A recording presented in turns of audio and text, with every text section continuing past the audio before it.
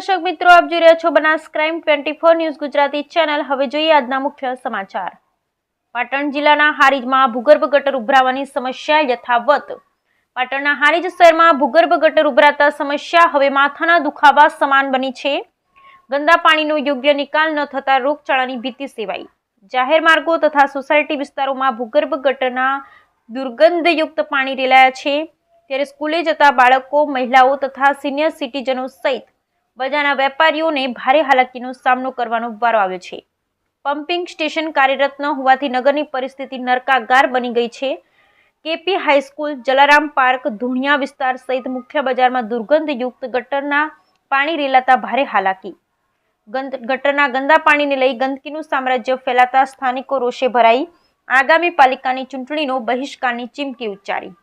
પાલિકા તંત્રને અનેકવાર રજૂઆતો છતાં કોઈ યોગ્ય નિરાકરણ નહીં આવતા લોકોમાં ભારે આક્રોશ। બ્યુરો રિપોર્ટ હરેશ ઠક્કરની સાથે રિપોર્ટર અનિલ રામાનુજ, રાધનપુર, પાટણ। જય ભારત સાથે જણાવવાનું કે મારું નામ ઠક્કર રાકેશ કુમાર ઠાકરસિંહભાઈ ઠક્કર છે। જલારામ પાર્ક 2 નો રહેવાસી છું।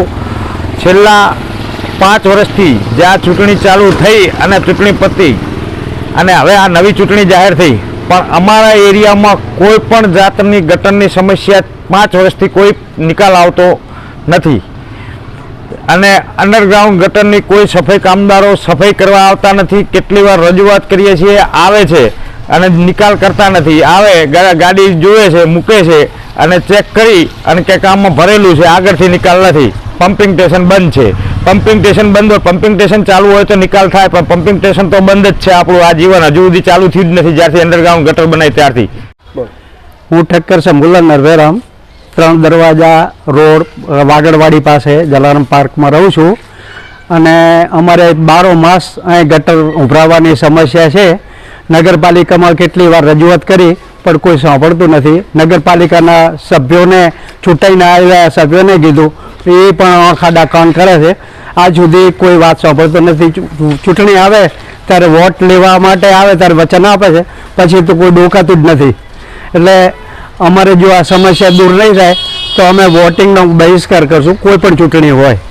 એટલે આવી વાત અમારી સંભળાય તો બરાબર છે, બાકી તો કોઈ પણ પાર્ટી હોય, ગમે કોંગ્રેસ હોય કે ભાજપ હોય,